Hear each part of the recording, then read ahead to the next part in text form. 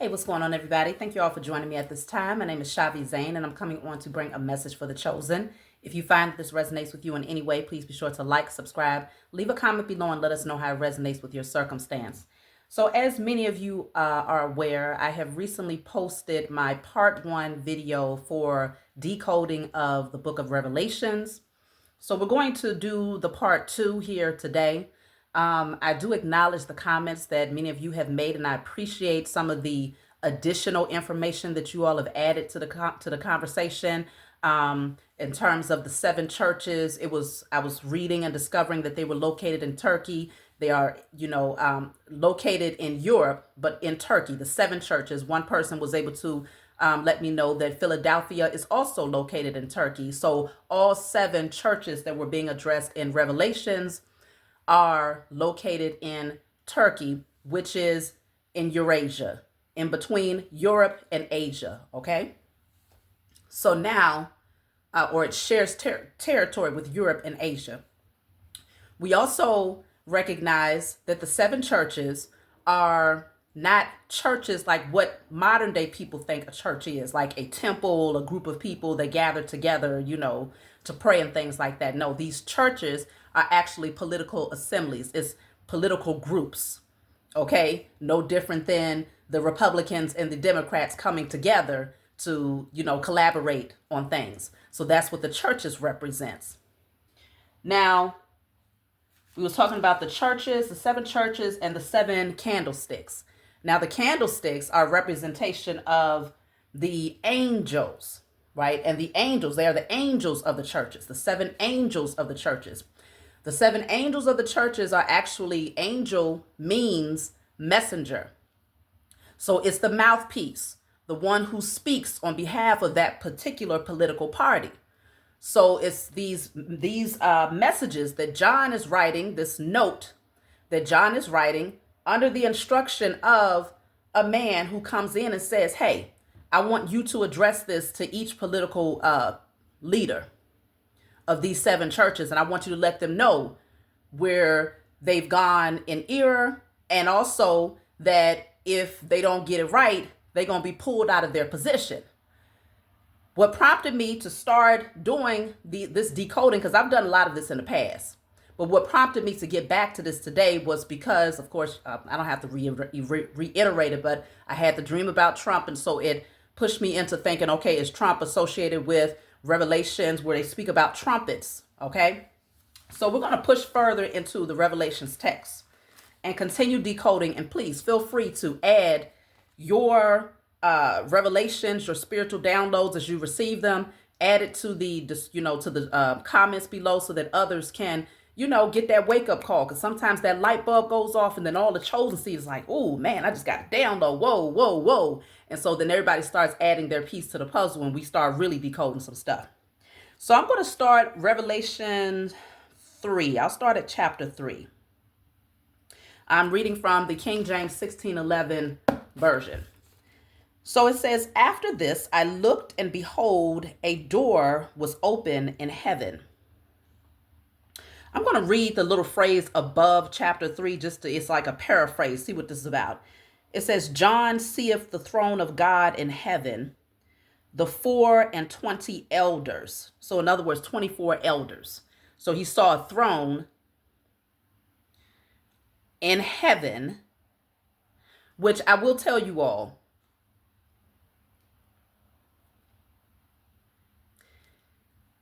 there are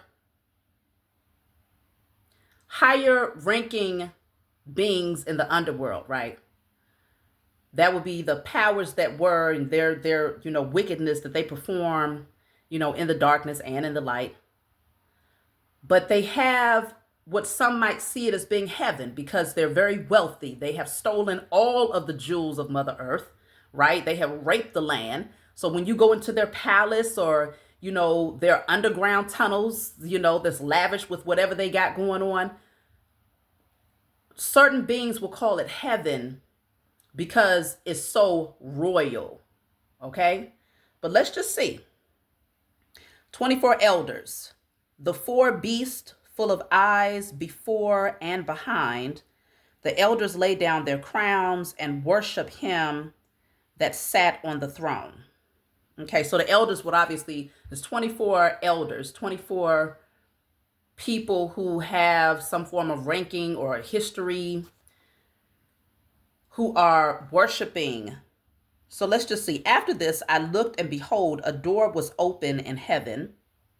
And the first voice which I heard was talking, which I heard was as if it were of a trumpet, talking with me, which said, Come up hither, and I will show thee things which must be hereafter.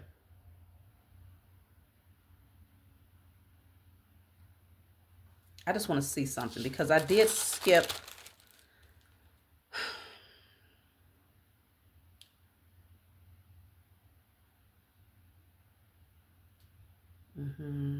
Okay, yeah. Prior to this, it was addressing the 7 churches and how they had defiled themselves.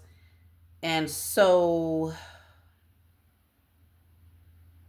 okay. All right.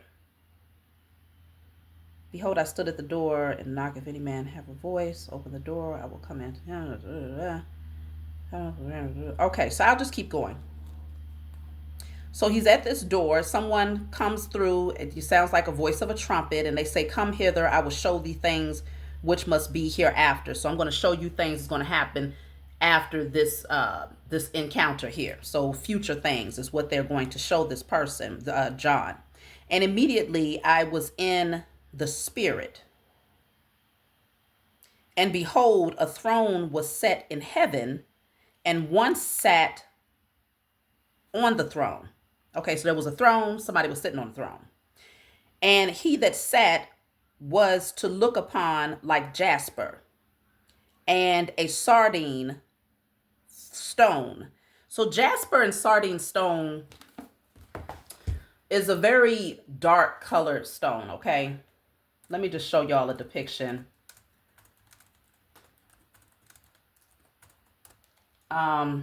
I probably have jasper here, but my children are always messing with my crystals. It's somewhat similar to this color right here. Okay, this is a jasper stone. But I can also show you in pictures here, if you can see that, these are depictions of jasper and sardine stone. So that would be the color of the person that he's referencing. So pretty much my complexion, okay? My complexion. So let's keep going. And he that sat was to look upon on like jasper and a sardine stone, and there was a rainbow round about the throne, in sight like unto an emerald. A rainbow round about the throne, in sight like unto an emerald. That's interesting because I think emerald is green, right? A rainbow around the throne, in sight like unto an emerald. So in other words, unless he was saying there was a green color that was like the shape of a rainbow.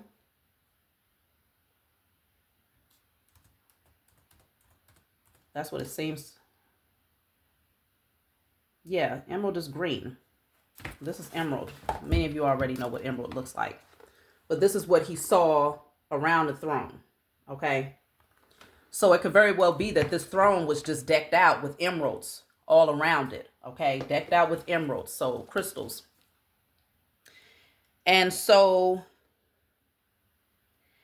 and round about the throne were 24 seats. So remember, we're talking about the 24 seats that the elders would sit in. And up on the seats, I saw 24 elders sitting. So this is a round table, okay? You got the throne right here with this melanated man, it sounds like a man, a melanated man sitting on the throne.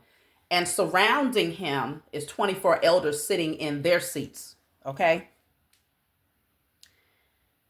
Clothed in white raiment, and they had on their heads crowns of gold. So all of these elders have high ranking, right? And out of the throne proceeded lightnings and thunderings and voices. And there were 7 lamps of fire burning before the throne, which are the 7 spirits of God. So 7 lamps before the throne. I'm wondering if this was like 7 different altars. Is this 7 different altars? Lamps of fire. And they represent the 7 spirits of God. Now,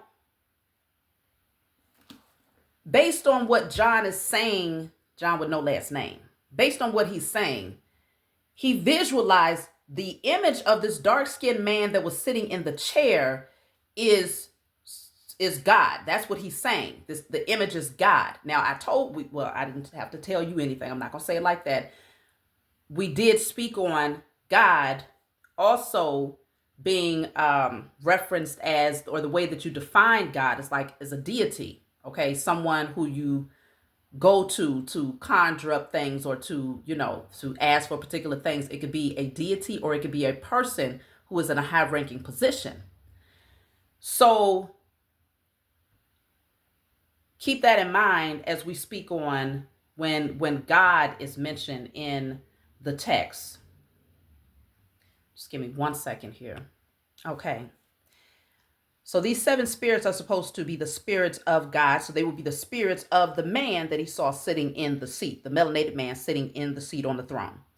And before the throne, there was a sea of glass like unto crystal. That sounds like clear quartz, a sea of glass. So there was a whole bunch of crystals around. Okay.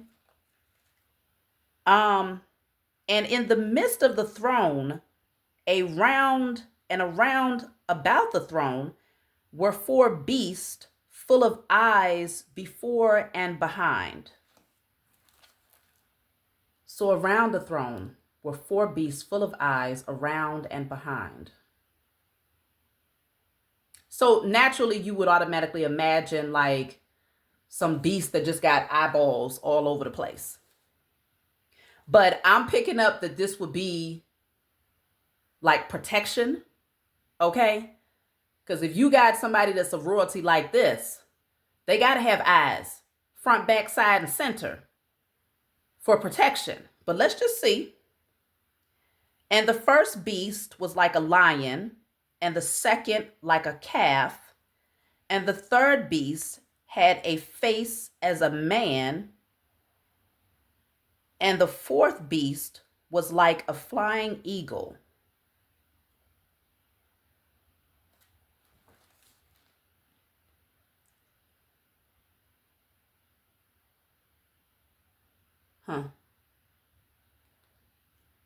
This is interesting because when you look at hold on, I'll show you real quick.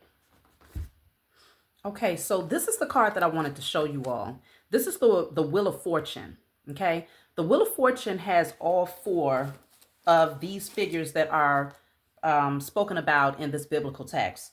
It spoke about the lion, one having the face of the lion, which is right down here. Then it spoke about one having the face of the calf, which is right here.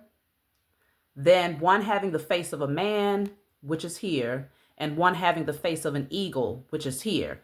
Now, these 4 symbols, I believe, they're also on the world card, okay? So these 4 symbols are the fixed signs in the zodiac, okay? Which represents completion. These are the signs that will carry something all the way through to completion, but it's also ushering in major change that is connected to destiny. This is destiny that cannot be changed. It cannot be, it's fixed. It's like this is the fixed energy of what's soon to come. That's what these energies represent. The zodiac signs for the lion, of course, is Leo. The calf is Taurus, the eagle is Scorpio, and the man is Aquarius, which we are in the age of Aquarius.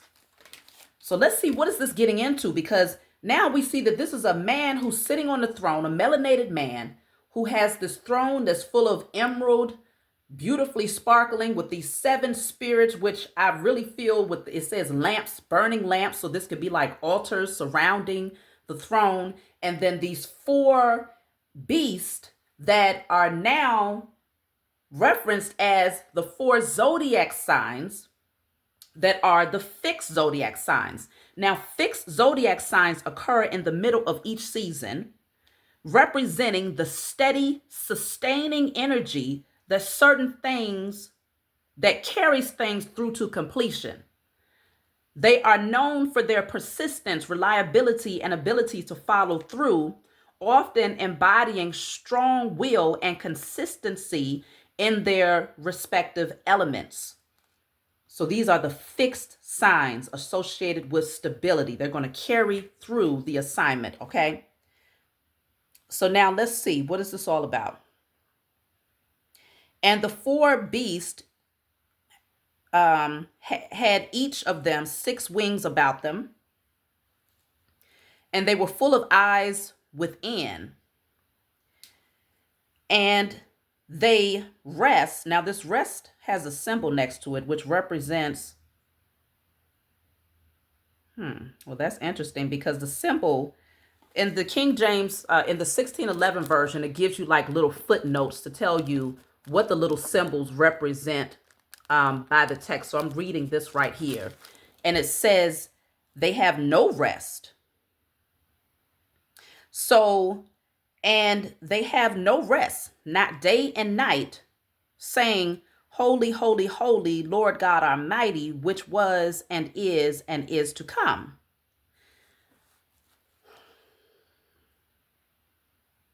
This is a strong representation of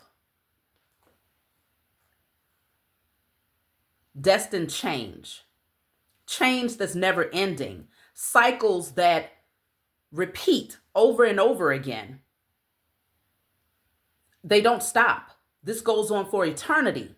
So when we're talking about the different ages, each age being 2,160 years or approximately that much, when you're talking about each age going through each zodiac sign, this would represent that it's always going to come back around full circle. So that's where it says there's no rest, because, hold on, because it represents the wheel. This wheel just keeps spinning over and over and over again. Yes, change happens, but it circles right back around over and over and over again. And that's why they're saying that the beast, which represents the 4 fixed zodiac signs, they have eyes, but they do not rest, because it represents time. That's what that symbol represents. So let's keep going. And when those beasts give glory and honor and thanks to him that sat on the throne, who liveth forever and ever.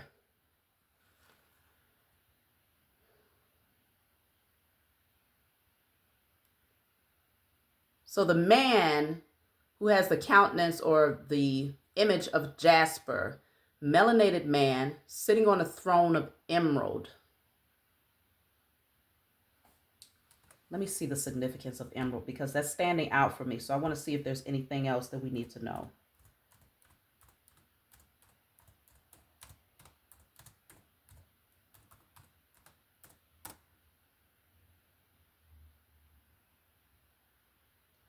Stands for love and loyalty,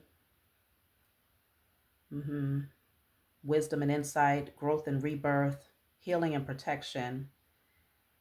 Is traditionally associated with the sign of Taurus and considered beneficial for Gemini. It's in alignment with the heart chakra.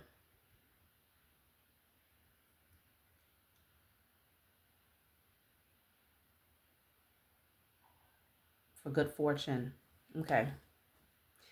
Let's keep going.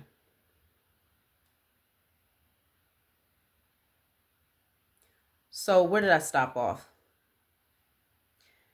And when those beasts give glory, okay, we did that. So the 4 and 20, so I'm on verse 10. Revelations chapter 4, verse 10 is where I'm at right now. The 4 and 20 elders fall down before him that sat on the throne and worship him that liveth forever and ever, and cast their crowns before the throne, saying, Thou art worthy, O Lord, to receive glory and honor and power, for thou has created all things, and for thy pleasure they are and were created. Okay. So now we move on to chapter 5. The footnote is speaking on the book sealed with 7 seals, which only the Lamb that was slain is worthy to open. Therefore the elders praise him and confess that he redeemed them with his blood.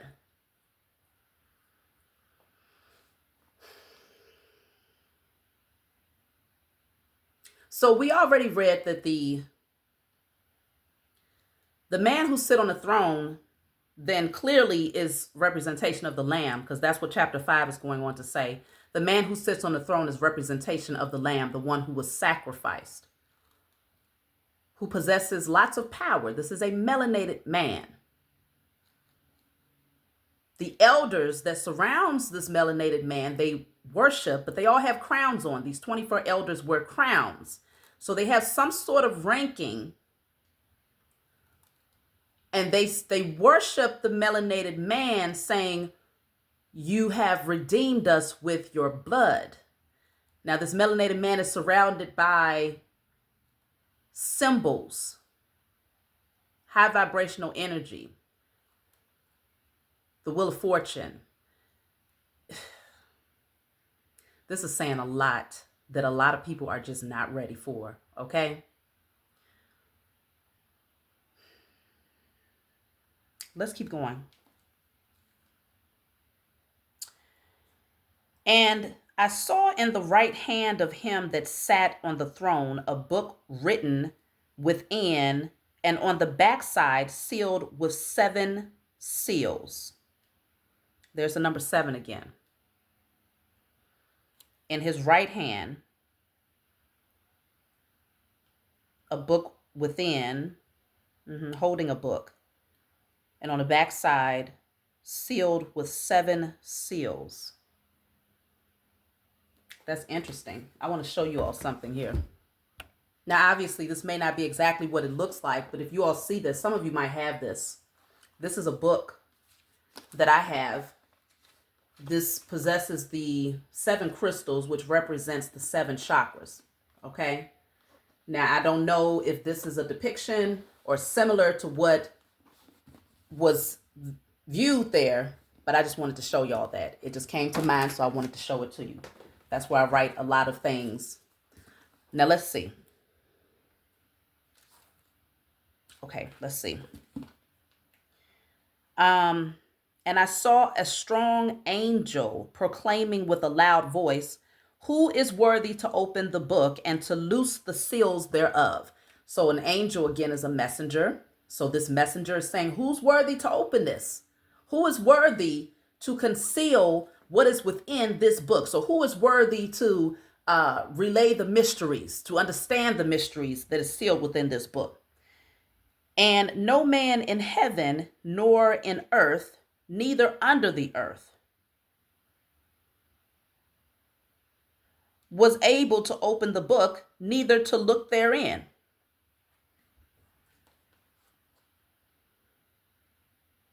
Okay. And I wept much, because no one was found worthy to open and to read the book, neither to look therein.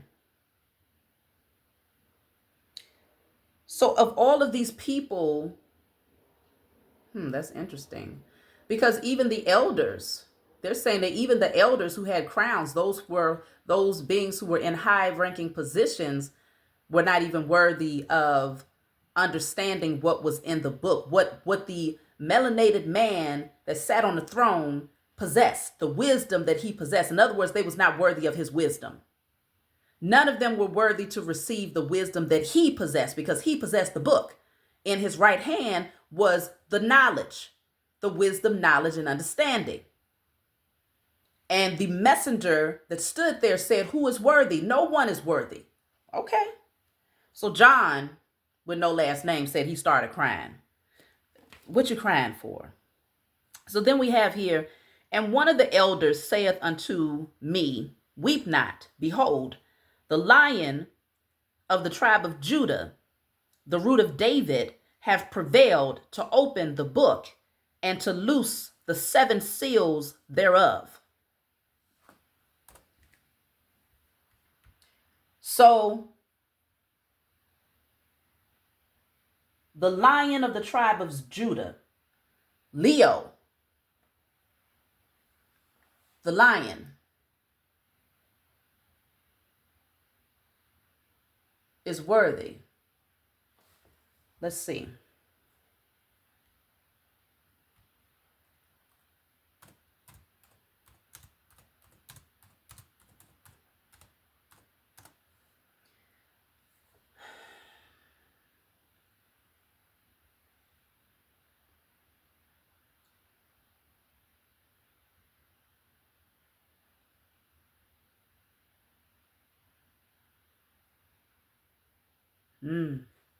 So we have a couple of definitions because I'm looking at the seals here to see what are they referencing when they say the seven seals to loose. So they're saying that the Lion of the tribe of Judah, the root of David, have prevailed to open the book. So in other words, there is someone they're saying who's worthy to open the book to understand this wisdom. But it says to loose the seven seals thereof. Now, when I look up seal, there's two definitions that stands out.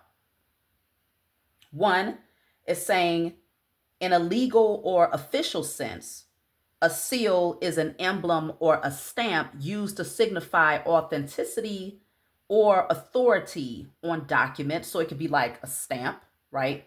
The official seal. Or in a mystical or magical context, a seal can refer to a symbol or design believed to hold spiritual power or serve as protection, which that one actually makes more sense because this most definitely sounds more like a mystical standpoint to me. To loose the seal. So to loose the seal.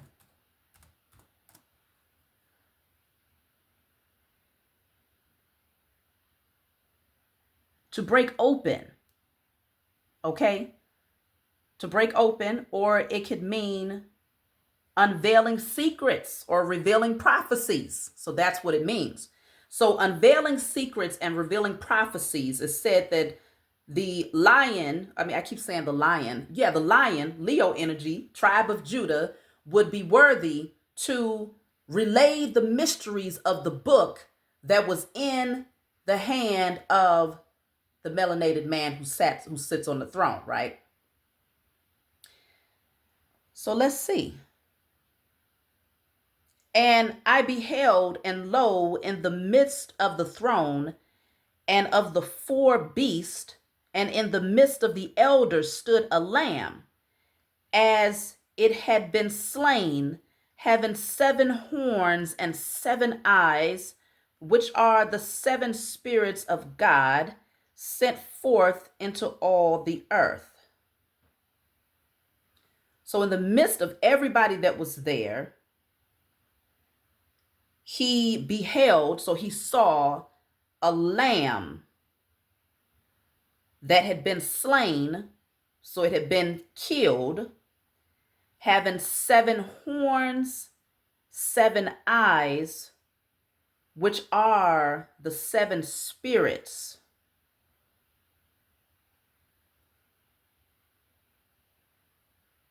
of God,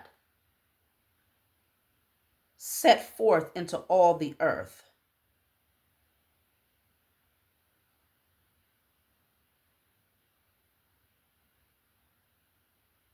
And he came and took the book out of the right hand of him that sat upon the throne.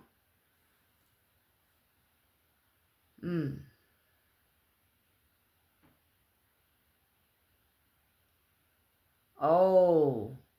So when you go back into biblical text, it does speak on the tribes of Judah, or the 12 tribes of Israel being scattered upon the four corners of the earth, right? It talks about the pretty much the chosen people, right? The tribe of Israel, the chosen people, will be scattered upon the four corners of the earth. And in the past text, it spoke about them being scattered by way of slave ships, right? So through slavery and being kidnapped, they would be placed into many different areas of the earth. But saying that they had been slain is to say that they had lost their power. Their power had been stripped from them, okay, and put to rest. But it's saying that Judah specifically, which is a specific bloodline, that's what the biblical text says, a specific bloodline, would, and I just heard, it's really saying those who have the courage to persevere after being slain, and who operate from integrity and have the courage to come forward, right, are the ones who are worthy to decode the mysteries of the book that is in the hand of. So now we're looking at, because if we're saying that the person who sat on the throne, apparently the person who's sitting on the throne, they're not saying that that's supposed to be Jesus. They're saying that, remember, they keep on saying the lamb is supposed to be representation of Jesus. But we're not talking about the same image that the powers that were have fed you at this point. We're talking about the image of a melanated man who had been broken down, beaten down, abused and misused, that still stands up in his power and authority and courageously comes forth to speak the truth into the earth now. Not just talking about man, we're talking about melanated man and woman. Because remember, the one who sat upon the throne, his likeliness was that of jasper, just like my complexion. Let's keep going.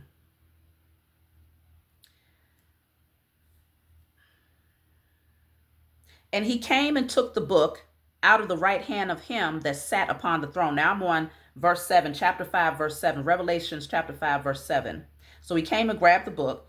And when he had taken the book, the four beasts and 24 elders fell down before the Lamb, having every one of them harps and golden vials full of odors, which are the prayers of saints. So taking the book means reclaiming knowledge, reclaiming wisdom, knowledge, and understanding. With the 7 seals, it's no coincidence that I have this book here and I'm able to show you that the 7 seals are representation of the chakras. It even told you that the man whose countenance was that of jasper, so the melanated man that sits on the throne, is surrounded by crystals, a sea of crystals, emerald, and all types of crystals. So the slain lamb will be the representation of the melanated man who has been slain, man and woman who's been slain. Okay? He comes and receives the book because he is worthy. Not all are worthy because you're melanated, but there are many who are worthy because you've endured, you've persevered, you've maintained your position of power and strength. You got back up, and now you reclaim your wisdom. So let's see what happens here. So everybody starts to bow down because it's like, okay, he's reclaimed his knowledge now. So that once the melanated man, woman, and child reclaim that wisdom, knowledge, and understanding, empires begin to rise up. Okay? The empires that we build stretches far beyond anything that has been created in the latter days, after we had been dethroned. Obviously, that's true because you look around different, places of the world and you recognize that was built up by a melanated community. A melanated community built that, and it still stands to this day. And many of the things that are created since then are to replicate, try to replicate. They still don't understand how particular pyramids and things like that have been built. They've been trying to replicate it. So many people will bow including the 24 elders. And let's see. And they sang a new song, saying, Thou art worthy to take the book and to open the seals thereof, for thou wast slain and has redeemed, has redeemed us to God by thy blood out of every kindred, tongue, and people and nation.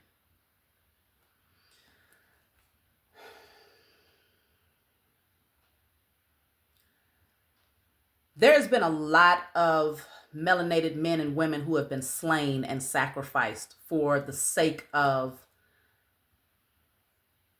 power. Okay? Rituals is what I'm talking about. I've told you all before that I did a message a long time ago. It was called Christ Was a Ritualistic Sacrifice. I was not talking about Jesus as they show you the depiction of Caesar Borgia. No, I'm talking about there have been quite a few Christ who are melanated men and women who come forward with all of this wisdom because it's naturally written in our DNA. As the original beings of the planet, we, are 9 ether beings. Okay, so we have, 9 strands of DNA versus other nations of people having 6. Okay. So as a 9 ether being, we possess the ancient wisdom. When we really rise into our divinity and come into remembrance of who we are, the amount of wisdom, knowledge, and understanding that we possess, it goes far beyond the average person. And I ain't talking about no book smarts. I'm talking about encoded in your DNA. Now that it's being activated, the chakras they're balanced. Okay, that light is shining from within, because remember, it keeps saying that this man possesses the countenance. It's the energy of the sun. There's other verses that speak on him having the countenance of as if the sun was shining. So that is the aura, the auric field. When you awaken, the amount of knowledge that you possess, people want to sit at your feet to learn. Okay, because it's that deep. It stretches far beyond what the average person would know based on regurgitation or, just studying history and all of this other stuff. No, this is different. This is a different type of knowledge on a different type of level where you are unsealing the mysteries of the universe, the mysteries of existence. And only certain people would be worthy to gain access to that type of information. So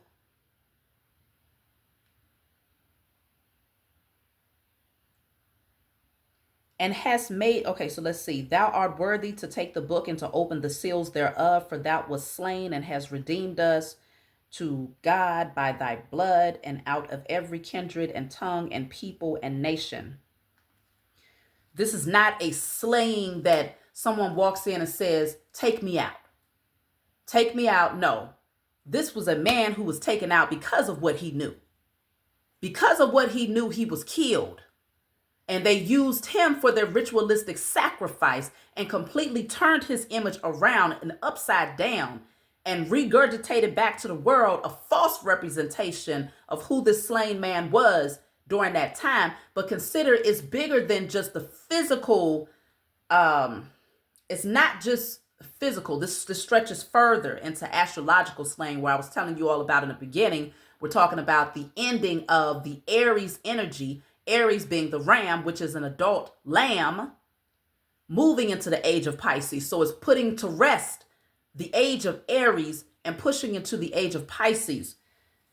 So the awakening, the rebirth, would be the representation of the age of Pisces, where people are diving deep, but they knew to hijack that time in history. The powers that were knew to hijack that time in history because they understood that in the age of Pisces, Pisces is like very illusionary, imaginative energy, right?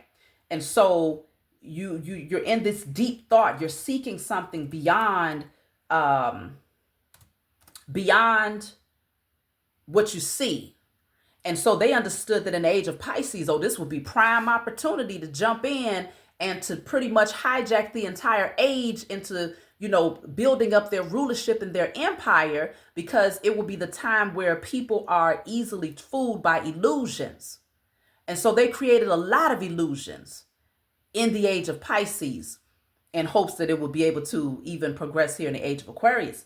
But it can't, because with the lion, the eagle, the bull, and the man all representing Leo, Scorpio, Taurus, and Aquarius energy, it's representing the Wheel of Fortune, which says everything must change.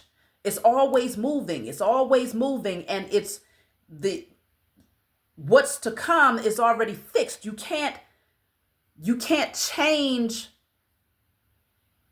the awakening. You can't turn the clock back so that you put people back to sleep. No, time must keep moving. And the age of Aquarius indicates the awakening. So they can't change that. But the emotions of the age of Pisces, people were in their feelings and their emotions. And that's why when you think about Christianity specifically, we're talking about mystical side, spirituality, strong connection to intuition. That really would have been a powerful time. That's why, let's just say if Yeshua existed as a man, right? And this is a melanated man who's full of all of this spiritual wisdom. And he's going around telling people like, look, do you not know how powerful you are? In the age of Pisces, had the powers that were not stepped in with their wicked agenda, a lot of people would have been highly spiritual, highly intuitive, like able to tap in and to know things and to do things and to use alchemy and to transmute energy. Like people would have been fully aware of their power. They would have been manifesting great lives for themselves in the age of Pisces, right? Herbal medicines and all types of things. But what happened?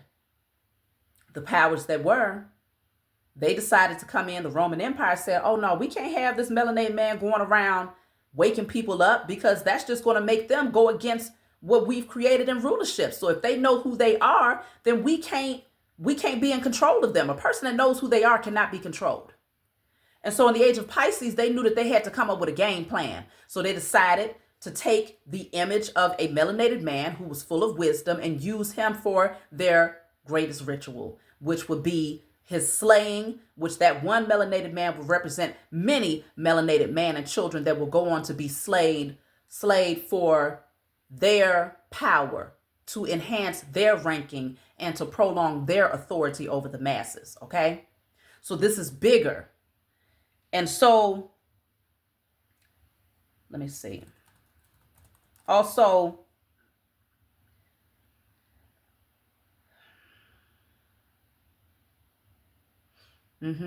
because Pisces is also ruled by Neptune, planet Neptune, which is the planet of illusions. Spiritual transcendence is the realm of dreams, imagination, spirituality, escapism. So they knew to capture the energy of the age of Pisces and to create something that would make people feel like, okay, well, this is spiritual, right? Because they're seeking that spiritual thing, but they would create a deity that if people worship this particular deity that they beat into them, okay, or misled them into believing, which will be that image of Jesus, right? The false image of, of Jesus. Then worshiping that image and drinking of the blood, eating of the flesh, baptisms, passing out, having, the Holy Ghost and going into all of these different, like this emotional, I don't even know, just the surge of energy would feed the rituals that they were doing behind the scenes, because it's a very magical time in the age of Pisces. So they used people, they did a literal blood sacrifice, pulled on the emotions of those people, changed the image of that person, gave the image of that person their countenance, their race, their energy, using Caesar Borgia as the image, had people praying to this deity to help to further conjure it up, which enhanced their magic behind the scenes. It's so much more that people don't realize. And I've been talking about this for years on my channel. I don't just do tarot. Some of y'all don't even know that about me. I don't just do tarot, but apparently tarot is very important. It's very, very important if you really want to tap in. Tarot, these cards are nothing more than a way of sign language between yourself and your spiritual team. That's what it is. Tarot is sign language, okay? To unveil the mysteries, those things which are hidden, the moon, to put that to rest so that you're no longer groping in the darkness, trying to figure out what is this thing really all about. It puts it to rest, okay? That's what tarot is. So that's why I use it. Let's keep going.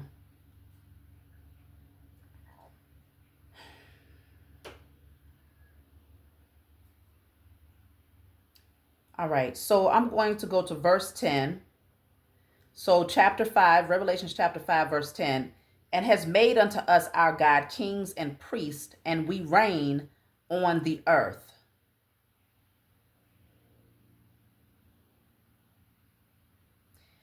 And I beheld and I heard the voice of many angels, so messengers, round about the throne, and the beast and the elders, and the number of them was 10,000. Wait a minute, 10,000 times 10,000 and thousands of thousands. Okay. Saying with a loud voice, worship thy is the Lamb that was slain to receive power and riches and wisdom and strength and honor and glory and blessings.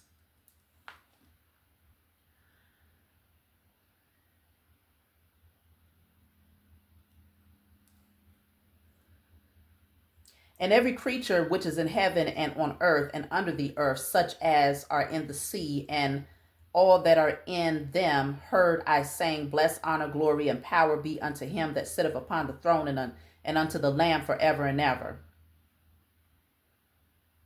And the four beasts said, Amen. And the 24 elders fell down and worshipped him that liveth forever. The opening of the seals in order, and what follows thereupon concerning a prophet to the end of the world. A prophecy to the end of the world. Okay. So I'm going to close here. And I really want y'all to think about a lot of the stuff that's come out in these particular verses here.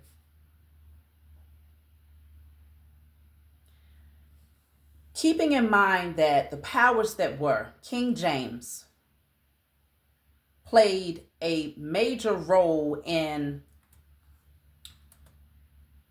interpreting the biblical text, had his crew come together to write, add to, remove from the biblical text, because there was a specific agenda at that time in the age of Pisces.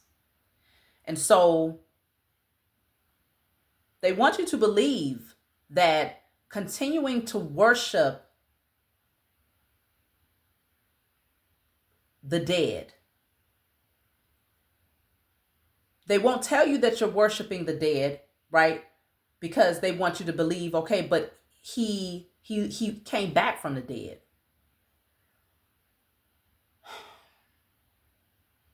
That's not how you find your way to the Most High. Through those type of rituals, that's not how you find your way to the Most High. You don't have to go through a man.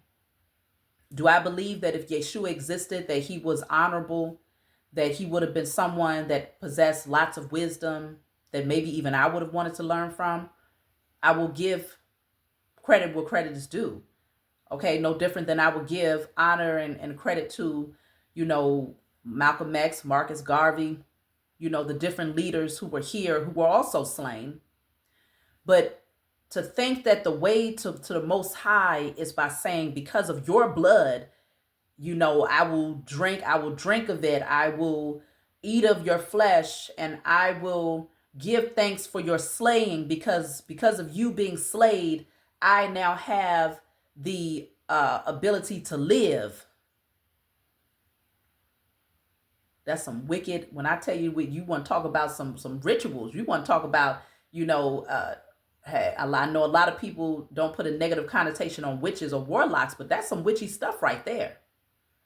And until people begin to wake up and realize that this text was strongly manipulated to fit a specific agenda, then you will take things and you will assume that it means that you should be worshiping particular things. That's not how that works. So I'm going to stop here. We got more to go. We're going to keep going. I'm going to actually do this until we get to the end of Revelations, because it's really not that much. The book of Revelations is actually very short. But one thing that you know, a lot of people don't touch Revelations. Even when I was a Christian, I rarely touch Revelations, okay? Because you always have these images and it's scary and it's like, ooh, spookism, right?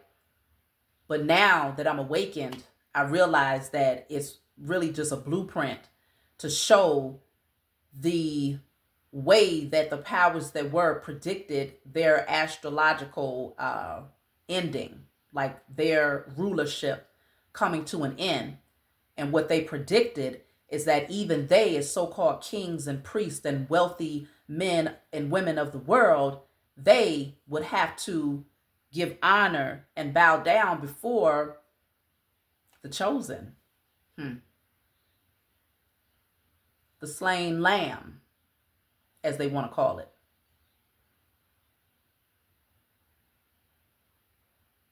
Because once we come back into remembrance of who we are, we're not the walking dead anymore. That slain lamb, they're saying that when it came up, it says that John saw a lamb that had been slain, the lamb having 7 eyes and 7 horns, but it was slain though, it was dead. So in other words, you seeing a walking dead right before you, that's the representation of those of us who were slain, murdered, okay? Not just our physical vessels murdered, but our spiritual belief systems murdered and put to death. Our spiritual practices murdered and put to death. Our wealth and authority murdered and put to death. The remembrance of who we are murdered and put to death. That is the image. Literally, you are eyewitnessing the walking dead amongst you and have been for a very long time. So the representation of this lamb walking up and grabbing a hold of the book that possessed the 7 seals is saying, now you are enlightened. You are an enlightened being. You are no longer staying and being that slain lamb, in that docile position, saying that I don't even have the power or the strength to grab hold of the truth. No, in your power, you step forward because you're worthy to receive that truth. You're worthy to come into remembrance of who you are and the divine wisdom that the Most High Mother and Father has placed within you. You are worthy of these things. And so that's what brings you back to life. That's what gives you your power and your authority again. And so these so-called kings and queens and the powers that were, those beings who placed themselves in a position of authority here on earth, they see you and they recognize you and they know that in your presence, oh, they better be very, very, very careful. Okay? Because destiny said that you would awaken. Destiny said that you would awaken from the dead. You would come back, that you would be birthed again. Why? Because of the cycle of life. And it's something that they cannot stop. They want to interfere with it, but they can't do it. So that's my message for you all. I'm going to go ahead and upload this message. It may take a while. If you find that it resonates with you, if there's anything that you want to add, please feel free. I do read the comments. One of the reasons why I don't respond to a lot of comments anymore is because I get a lot. I'm not going to say a lot. I get enough people that come on my channel that'll leave comments saying like, yes, this is, so and so. Yes, this is everything in Jesus' name. And I'm just like, what do I say to something like that? Have you not been listening to my messages? Have you not been listening to my messages, but you're still coming up underneath my comments talking about, yes, praise the Lord in Jesus' name? So I just stopped. I was taught if you don't have nothing nice to say, don't say nothing at all. So in some cases, I do apply that. And that's why I haven't been responding to the comments, because I'm like, but we're still waking up though. So you got to give some grace, because even I was there having a hard time releasing what was taught to me. That's my message. I love you all. Like, subscribe, leave a comment below, and I'll talk to y'all next time.